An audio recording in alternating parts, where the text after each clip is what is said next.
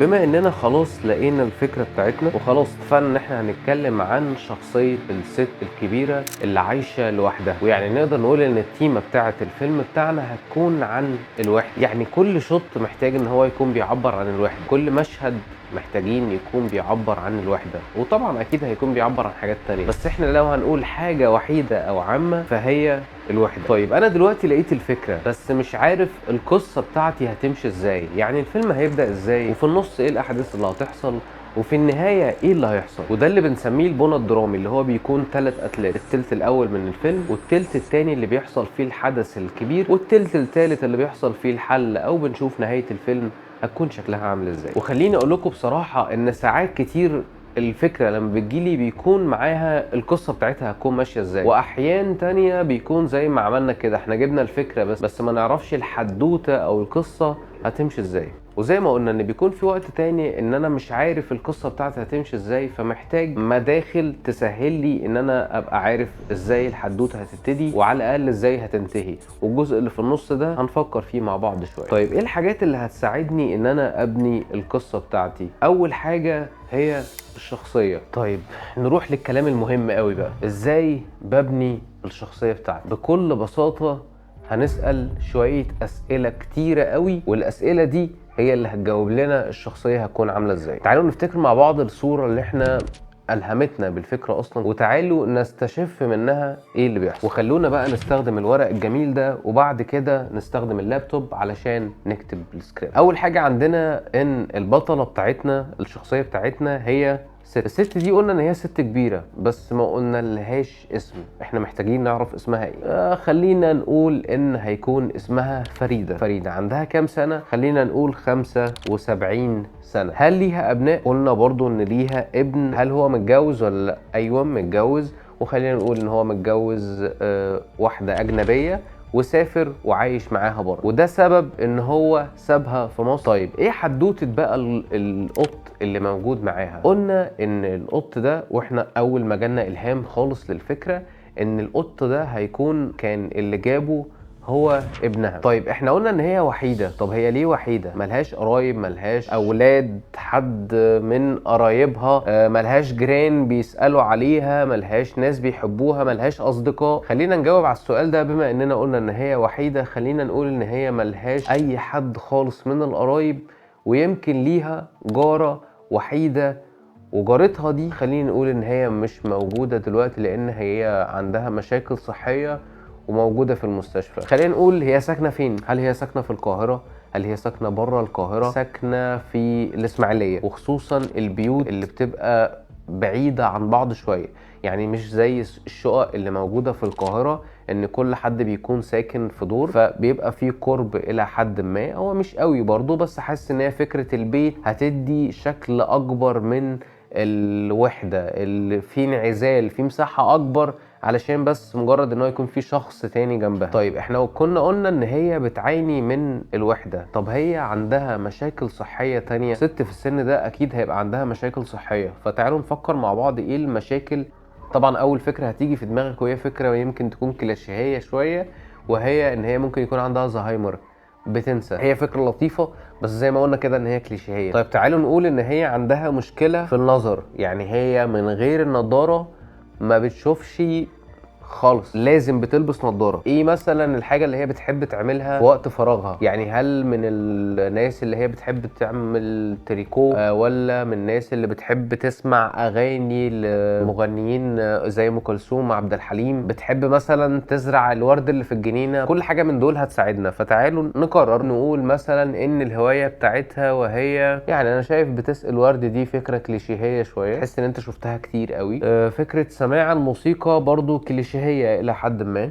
دايما الافكار اللي بتجيلك في الاول يعني هي مش الطف حاجه، تبقى محتاج ان انت تركنها شويه وبعدين تطورها وتطورها وتطورها. فهنا نفس المبدا برضو، خلينا ما ناخدش الهوايه اللي احنا بنقولها على طول، خلينا نطور نشوف حاجه شكلها مختلف. خلينا نقول هوايتها الطبخ، مش هيبقى منطقي ان نخليها هي اللي بتطبخ في البيت، بس خلينا نقول ودي حاجه حلوه قوي، في بنت بتيجي تساعدها دايما في تنظيف وترويق البيت. البنت دي اسمها سميه، بس هي النهارده اجازه، يعني يوم الفيلم بتاعنا هتكون اجازه، وهي في اليوم ده البطلة بتاعتنا فريدة هي اللي هتعمل الأكل بنفسها. ممكن محتاجين إيه تاني نعرفه عن فريدة؟ ممكن بقى نطور في الموضوع شوية، نشوف مثلا ستايل لبسها هيكون عامل إزاي، بتحب ألوان إيه، ودي حاجة مهمة اللي إحنا هنقولها دلوقتي، وهي إيه المشاكل النفسية اللي عندها. وحتة المشاكل النفسية دي هتساعدنا كتير قوي إن إحنا نبروز جزء الوحدة. خلينا نقول إن قصة ابنها لما سافر. طيب ابنها ده شغال إيه؟ ده مهم قوي إن إحنا نعرفه برضو.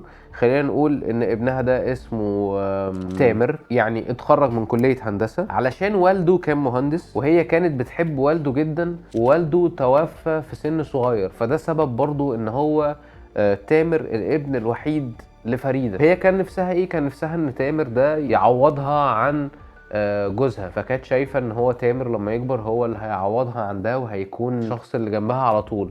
لكن هو خيب ظنها وسافر، وبقاله كتير جدا ما بيزورهاش او ما بيكلمهاش كمان. يعني خلينا نعقد الموضوع اكتر، لازم يكون في مشاكل. يعني مفيش حد بيحكي فيلم او حدوته سلسه، يعني اللي هو كان في حد عايز ينبسط فانبسط، لا، كان في حد عايز ينبسط بس ما عرفش عشان مش معاه فلوس، وبعد كده ما عرفش عشان ما كانش فيه وقت، وكان المكان بعيد، وكان هو ما ينفعش يروح، وبعدين هما ما رضيوش يدخلوه مثلا. فلازم اشوف في عقبات عقبات عقبات. اعتقد كده يعني، خلينا عشان ما نتوسعش قوي والحلقه دي تبقى 3 4 ساعات. يعني المجمل اعتقد انتوا فهمتوه من بناء الشخصيه. طبعا احنا كتبنا تفاصيل بسيطه جدا، بس انت ممكن تكتب اكتر واكتر واكتر. بقعد اكتب كل حاجه انا متخيلها عن الشخصيه من اول ما اتولدت لحد ما وصلت للفيلم، ودي بيكون اسمها الشخصيه الداخليه. التفاصيل الكتير دي هي اللي بتساعدك وقت ما بتيجي تعطل وانت بتكتب السكريبت، وده هنشوفه مع بعض دلوقتي. ايه اللي انا محتاج اروح له بعد كده؟ بعد كده نروح للقصه.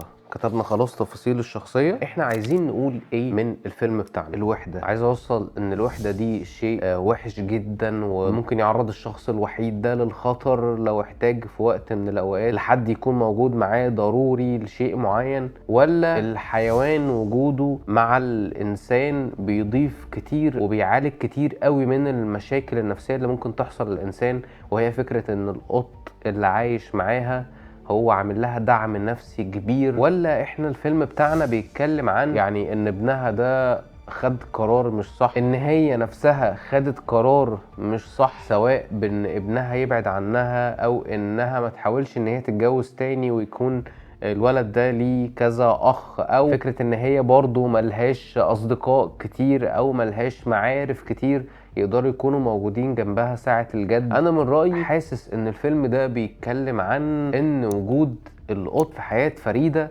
كان فارق معاها كتير جدا، ومنسيها كل المشاكل اللي كنا بنتكلم عنها. فاعتقد ان ده وانا بكتب دلوقتي هيكون مؤثر على تفكيري بشكل كبير، ان انا عايز اوصله من المشاهد بتاعتي. طيب اللي احنا هنعمله دلوقتي لما هنيجي نكتب القصة بتاعتنا، اسلوبي انا برضو انا بكتب كل مشهد في سطر. خلينا بما اننا حددنا خلاص احنا الفيلم بتاعنا بيتكلم عن ايه، لما اجي هختار مشهد البداية هيبقى مؤثر عليا فكرة انا بختار مشهد البداية ليه، عشان يعبر عن ايه. يعني مثلا في الحالة اللي احنا بنتكلم فيها هبدأ الفيلم بتاعي اللي انا تخيلته حالا، بشوف القط بتاع فريدة اللي هو لو هنسميه، لان يعني كل حيوان اليف اي حد بيربيه بيكون ليه اسم، خلينا نسميه روميو. بيطلع فوق ترابيزه، الترابيزه دي عليها صور فريده وجوزها زمان وهم صغيرين، وابنهم وهو صغير، وبعد كده صور ليها هي واصدقائها زمان، وبعد كده بنشوف صور ليها هي وتامر بس، في اشاره يعني ان الوالد او الاب ما بقاش موجود. وبعد كده بنشوف صوره لتامر وزوجته بره في اي مكان مدي معالم سياحيه ان هو مش موجود في مصر. القط بيمشي بيمشي بيمشي، وبعدين بيوقع صوره من الصور دي، فبنسمع صوت فريده بتلوم روميو، يعني بتقول له ايه ده يا روميو، وقعت الصوره مش عارف ايه، حاجه شبه كده يعني. وبعد كده بتروح تاخد الصوره بتحطها تاني على الرف. ليه اخترت مشهد البدايه ده؟ حسيت ان هو محتاج اعرف الباك ستوري شويه. اكيد اللي هيشوفها هيفهم الست اللي انا سمعتها دي هي نفس الشخص اللي في الصور، هي نفس هي هو ده ابنها، هو ده مراته، فاتفهمت، فقدمت معلومه. فخلينا نكتب ان ده المشهد الاول، يبقى روميو يصعد فوق رف عليه صور لفريده مع زوجها وابنها في مراحل عمرية مختلفة، حتى صورة لتامر ابنها وزوجته خارج البلاد. روميو هيوقع الصورة على الأرض، تشيلها فريدة وتلوم روميو، وساعتها هنا هنشوف ان فريدة لابسة نضارة جايبة الأكل لروميو، بتاخد الأكل ده بتحطه له على الأرض وبتروح تقعد على مكان كده جانبي لشباك كبير. احنا قلنا ان هي في بيت في الإسماعيلية مكون من دورين، فعادة بيبقى مثلا الشبابيك اللي هناك دي طويلة، بتبص على شجر، بتبص على شارع، فهنشوف ان هي قعدت قدام الشباك بتبص على الشارع. ويمكن دي حاجة كبار السن بيعملوها، ان هم بيحاولوا دايما بما انهم قاعدين في البيت على طول بيحاولوا ان هم يشوفوا اي مخرج للشارع، اذا كان شباك بيبص على الشارع الرئيسي، بلكونه واسعه كبيره بتبص على الشارع بتشوف الناس رايحه جايه، اذا كان سطوح، اذا كان جنينه قدام البيت، الخنقه بتاعه البيت، بيحاولوا ان هم يشوفوا الشارع كتير قوي. فريده جالسه امام شباك تنظر للشارع. طيب احنا لما هنشوفها وهي بتبص للشارع هنشوفها سرحانه بتسمع موسيقى قديمه، ويمكن الموسيقى دي احنا هنبقى سامعينها من بدايه المشهد الاول، بتسمع موسيقى لعبد الوهاب. بعد كده انتوا هتلاقوني مغمض دلوقتي، بس دي من حاجه من الحاجات اللي بحب اعملها، يعني لما بغمض عيني بشوف الصوره قدامي، الصور وبعدين القط نزل. احنا كنا قلنا شويه معلومات، تعالوا بقى نرجع لها هنا. فريده ملهاش اصدقاء غير صديقه واحده بس، ومفيش حد بيجي لها غير البنت اللي بتيجي بتخدمها، فاحنا دي معلومات محتاجين ان احنا نعرفها. وفريده قاعده بتبص على الشارع، هنشوف في حد وهو نقدر نقول حارس البيوت او حد فاتح بقاله معروف في المكان، بيعدي من قدام البيت او من قدام الشباك، فبيبدا يتكلم مع فريده. بنبدا نشوف ان هو بيسالها، هي بتساله عن صديقتها او صاحبتها او جارتها اللي هي اقرب حد ليها، يعني بتقول له عامله ايه وكده، فهو بيقول لها ان هي حالتها صعبه قوي، فهو بيبدا يسالها ان هي البنت اللي بتيجي بتساعدها في البيت ان هي موجوده معاك يعني، فهي تقول له لا هي مش موجوده، هي النهارده اجازه عشان عندها ظرف مش عارف ايه اي حاجه. هنلاقي ان هو برضو بيقول لها ان انا مسافر برضو النهارده، بيسالها يعني ان انت مش محتاجه اي حاجه مني قبل ما اسافر، فهي تقول له لا شكرا. انا ليه تفكير راح في السكه دي شويه، عشان حسيت ان هو شويه كمان حاجه بسيطه هيحصل لها ازمه، وهي مش هتلاقي حد يقف جنبها، لان كده من البدايه احنا طيرنا كل الناس اللي هي ممكن تقف جنبها، يعني صعبنا لها الدنيا. فخلينا نقول اللي المشهد اللي احنا قلناه ده، طبعا احنا بنتكلم كل ده بشكل مبدئي، يعني سمي الشخص اللي هيعدي ده هيكون اسمه ايه. خلينا نقول ان هو هيكون اسمه ياسر. ياسر هيعدي من قدام شباك، فريدة هتسأله عن جارتها، وخلينا برضو نسمي جارتها هيكون اسمها فاتن، فيقول لها انها تعبانه جدا ويسالها على، احنا هنقول البنت اللي بتيجي تساعدها برضو هنختار لها اسم، وخلينا نقول ان اسمها يسرا. يسالها على يسرا فتقول له انها سافرت بلدها علشان عندها حاله وفاه. ياسر هيقول لها انه كمان مسافر لو هي محتاجه منه حاجه. طيب المشهدين اللي احنا كتبناهم دول مبدئيا هم نهار، بطبيعه يعني الناس الكبيره في السن ان هي بتحب تصحى بدري، بيكون عندها نشاط شويه. ايه المشهد الجاي؟ المشهدين دول مهدوا لشويه حاجات حلوه قوي، مهدوا ان فريده متقبلين ان احنا نشوفها لوحدها، متقبلين ان احنا عارفين ان هي ليها ابن، بس في معلومات بقى مش واضحه، مش واضح ان ابنها فين ومراته فين. احنا شفنا ان هم مسافرين بره، بس برضو مش ده اللي يدينا المعلومه ان هو ما بيسالش عليها مثلا. بما اننا على فكره بنتكلم عن الوحده، فمنطقي قوي ان انا الايقاع بتاع الحدوته بتاعي يكون هادي، يعني يمكن ده ليه علاقه بالاخراج شويه، ان حركه الكاميرا تكون فيكسد او ثابته، الفريمات واسعه مبينه ان المكان فاضي حوالين فريده، مش عايزين نصورها مثلا بتفاصيل ده. انا هنا بخرج يعني دماغ المخرج اللي بتشتغل مع الكاتب دلوقتي، بس يعني احنا هنا بنتكلم في المود العام اللي هيساعدني لما اكتب مشهد.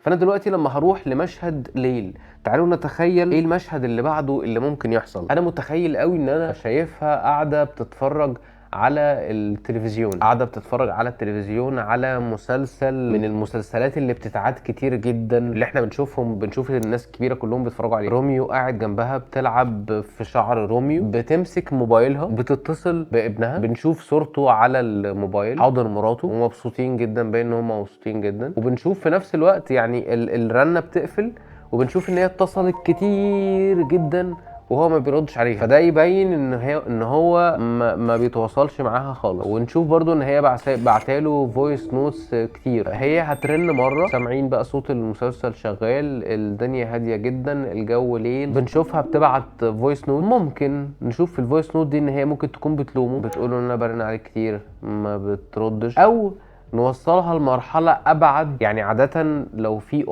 بتحاول تتواصل مع ابنها لفتره كبيره وهو ما بيردش عليها، هيبقى عندها اختيارين. الاختيار الاول ان هي مش هترد، يعني مش هتتصل بيه تاني خلاص وهتزعل بقى منه. الاختيار التاني ان هي هيبقى لسه عندها امل وهتبقى يعني هتتصل 10 و15 و20 ومليون، وهتبعت فويس نوتس بكل رقه وبكل طيابه وبكل حنان الام، وهتستمر في الواي ده. فانا شايف ان فريده هتستمر في الواي ده، ان هي بتقول له ان هي مش زعلانه ان هو ما بيردش عليها، بس هو هي نفسها ان هي تسمع صوته. تقول له بقى ان 7 سنين وانت مش موجود، بس ان روميو كان اجمل هديه انت جبتها لي. فاحنا من هنا نبقى عرفنا كمان ان هو روميو هو الهديه اللي جابها لها تامر زمان قبل ما يسافر، وبعد كده ما شافتوش تاني من 7 سنين. فيبقى ده المشهد بتاعنا. ايه اللي هيحصل بعد كده؟ خلينا نقول ان هي هتبقى عايزه تحضر اكل الروميو. يعني احنا هنسمع القط بعد ما هي تبعت الفويس نوت وتعمل كل الكلام ده، هنسمعه بينونو، فهي تقول له ايه ده انت جعان، فانا هقوم اعمل لك اكل. ويبداوا هي والقط يروحوا على المطبخ. نعيد بقى صياغه المشهد ده.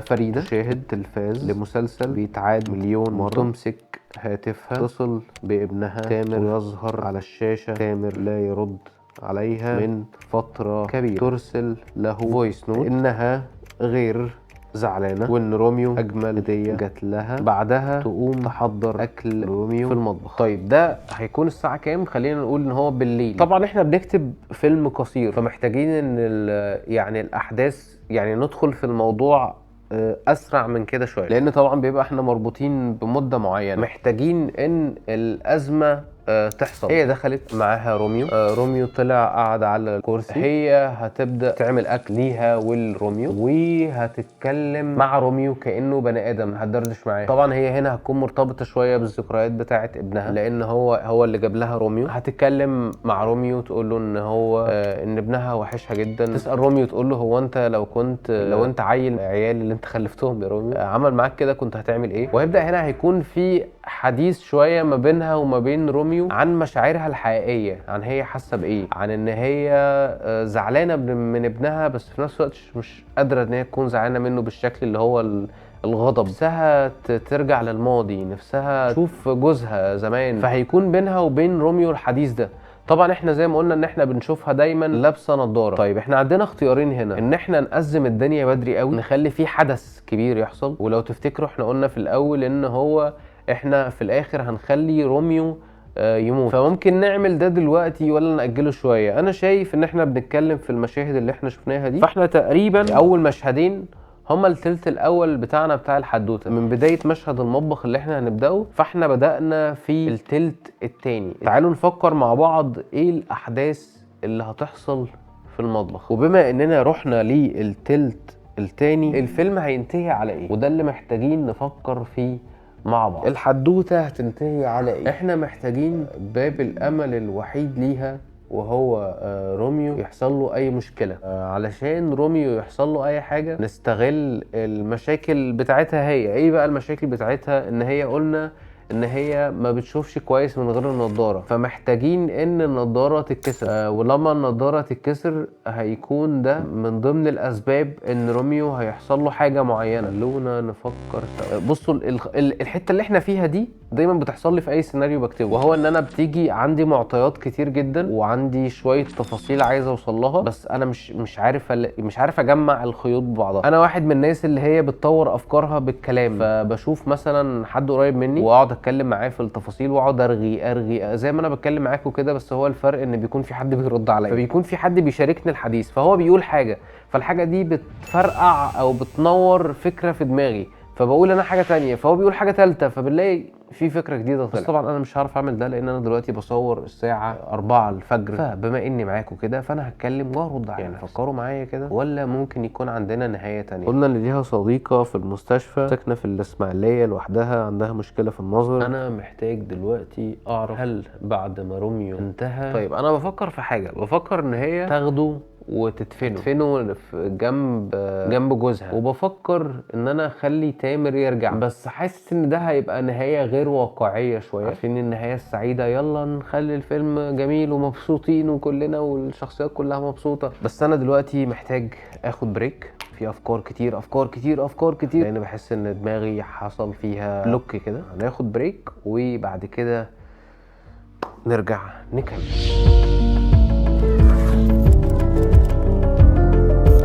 لو انت وصلت للجزء ده من الحلقه فمعناه ان انت حد جامد، ولو عجبتك الحلقه ما تنساش تعمل لايك وسبسكرايب او اشتراك علشان تشوف الحلقات الجايه ومفيش حاجه تفوتك. ولو استفدت بمعلومه فادتك ارجوك ادعي لي دعوه حلوه، واشوفك في الحلقه الجايه.